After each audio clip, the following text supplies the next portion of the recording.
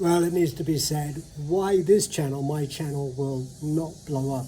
I'd be amazed if it ever did. I'll tell you why, because I challenge people.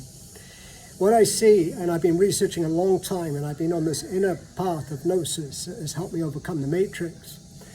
What I see everywhere is fantastical beliefs, and it's all about, hey, take this if you like, don't take it, create your own little kingdom within that kind of suits you.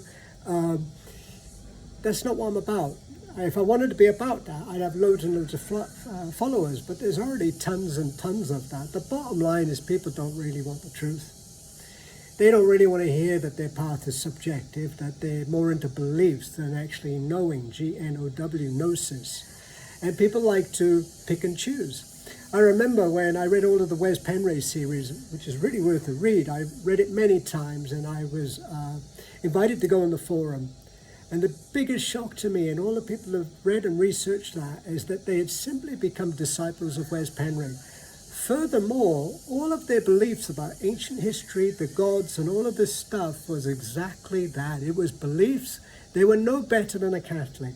Strong beliefs that they really attached to without likely having done the inner work that the Divine Parents calls us to do.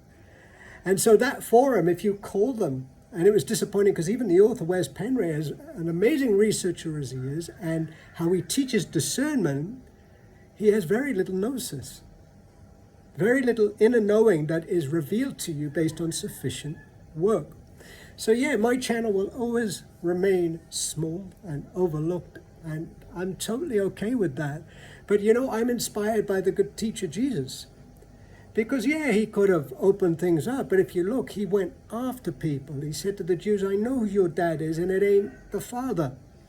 He went after people for the good-hearted, the pure-hearted, even if they were so-called sinners. He had all the time in the world, and he hung out with them. But he went after people to the point, at least as the story goes, they had to shut him up. They had to silence him. And what this world needs right now, man, is exactly that, is people calling out, because I don't connect. On my one hand, I can tell you who I think really get it. Gunter, Veil of Reality. Moraviev, Gnosis 1, 2, 3. Tom Montalk. Aurobindo in his book, Hidden Forces of Life, and that is kind of it. These are the only ones that I can tell that have truly awoken. So there we have it. Mr. Deep, not so popular.